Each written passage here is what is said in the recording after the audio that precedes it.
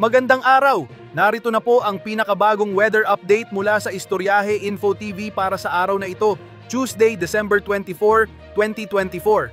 Alamin po natin ang mga kondisyon ng panahon at kung paano ito makakaapekto sa mga susunod na oras. Simulan po natin ang update. Sa kasalukuyan, patuloy pa rin ang epekto ng hanging amihan o northeast monsoon, pati na rin ng shear line o ang pagsasalubong ng malamig at mainit na hangin. Ayon sa PAGASA, malaking bahagi pa rin ng ating bansa ay makakaranas ng maulang panahon dulot ng epekto ng dalawang weather system na ito. Samantala, ang dating bagyong Romina ay wala ng epekto sa anumang bahagi ng ating bansa. Wala rin po tayong minomonitor na low pressure area o bagyo sa loob at labas ng Philippine Area of Responsibility sa ngayon. Sa araw na ito, dulot ng epekto ng dalawang weather systems, ang hanging amihan at ang shear line, magiging maulan pa rin ang panahon, lalo na sa bahagi ng Southern Luzon at sa silangang bahagi ng Visayas. Ang amihan naman ay magdudulot din ng mga pag-ulan sa silangang bahagi ng Northern at Central Luzon. Alamin po natin mamaya kung alin sa mga partikular na probinsya ang makakaranas ng malalakas na pag-ulan ayon sa pinakabagong weather advisory ng PAGASA.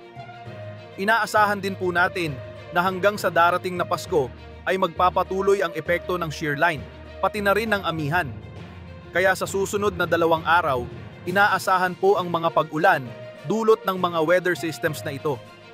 Sa kalagayan ng panahon ngayong araw sa Luzon, malaking bahagi ng Southern Luzon ay makakaranas ng maulan na panahon dahil sa epekto ng shear line. Sa mga lugar sa Mimaropa, Calabarzon at Bicol Region, may posibilidad ng moderate to heavy rainfall dulot ng epekto ng shear line. Samantala, ang amihan ay magdudulot din ng pag-ulan sa silangang bahagi ng Northern at Central Luzon, kabilang ang Cagayan Valley, Cordillera Administrative Region at mga karatig probinsya tulad ng Aurora, Nueva Ecija at Bulacan. Dito naman po sa Metro Manila, posible ang maulap na kalangitan at mga light to moderate rainfall dahil sa epekto ng hanging amihan. Samantala, sa nalalabing bahagi ng Luzon, inaasahan ang bahagyang maulap hanggang maulap na papawirin. Kung magkakaroon man ng mga pag-ulan, inaasahan na ito ay panandalian lamang o biglaang mahina hanggang katamtamang pag-ambon. Para naman sa lagay ng panahon sa nalalabing bahagi ng ating bansa, sa Palawan, Visayas at Mindanao, dulot pa rin ng epekto ng shear line, inaasahan ang moderate to heavy rainfall sa ilang lugar sa Palawan at Eastern Visayas, kabilang ang Samar, Leyte provinces. Samantala, sa nalalabing bahagi ng Visayas at Mindanao, inaasahan ang bahagyang maulap hanggang maulap na kalangitan. Para naman sa lagay ng panahon sa nalalabing bahagi ng ating bansa, sa Palawan, Visayas at Mindanao, dulot pa rin ng epekto ng shear line. Inaasahan ang moderate to heavy rainfall sa ilang lugar sa Palawan at Eastern Visayas, kabilang na ang Samar, Leyte provinces. Samantala, sa nalalabing bahagi ng Visayas at Mindanao, inaasahan ang bahagyang maulap hanggang maulap na kalangitan. Kung magkakaroon man ng mga pag-ulan, inaasahan na ito ay dulot ng mga panandalian thunderstorms o biglaan at panandaliang buhos ng ulan na karaniwang nararanasan sa hapon o gabi. Kaya't patuloy lamang po tayong mag-monitor ng mga thunderstorm advisory na inilalabas ng ating channel. Ngayong araw, December 24, posible ang heavy to intense rainfall na maaaring umabot sa 100 hanggang 200 mm ng total accumulated rainfall sa susunod na 24 oras. Partikular na maaapektuhan ang mga probinsya ng Quezon, Camarines Norte, Catanduanes at Northern Samar kung saan inaasahan ang ganitong klase ng pag-ulan. Posible naman po ang moderate to heavy rainfall na maaaring umabot sa 50 hanggang 100 mm ng total accumulated rainfall sa susunod na 24 oras. Inaasahan ang moderate to heavy na mga pag-ulan sa mga lugar tulad ng Aurora, Marinduque, Romblon at sa mga bahagi ng Bicol Region, pati na rin sa iba pang mga probinsya ng Samar.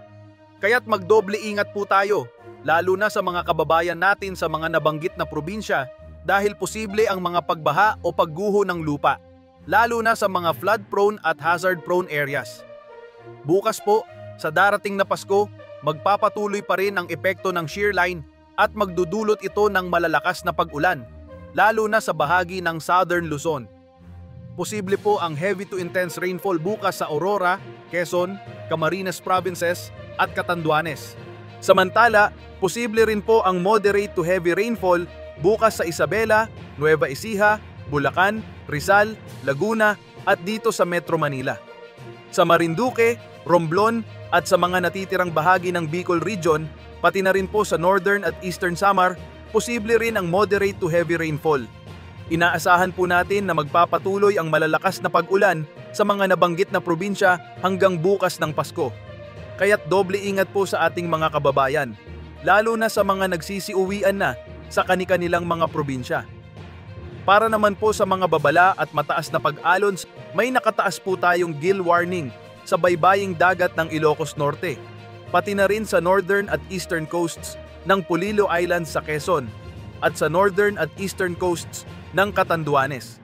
Maaaring umabot ng 4.5 meters ang taas ng mga pag-alon sa mga nabanggit na baybaying dagat. Kaya't delikado pong pumala, lalo na sa ating mga kababayan na may mga maliliit na sasakyang pandagat at sa ating mga mangingisda. At yan po ang ating latest weather update. Patuloy po tayong mag-monitor ng mga updates mula sa Istoryahe Info TV at mag-ingat po tayo lalo na sa mga apektadong lugar. Huwag po kalimutan mag-like, mag-share at mag-subscribe. Pindutin na rin po ang bell para updated kayo sa mga susunod na videos. Salamat po at ingat tayong lahat.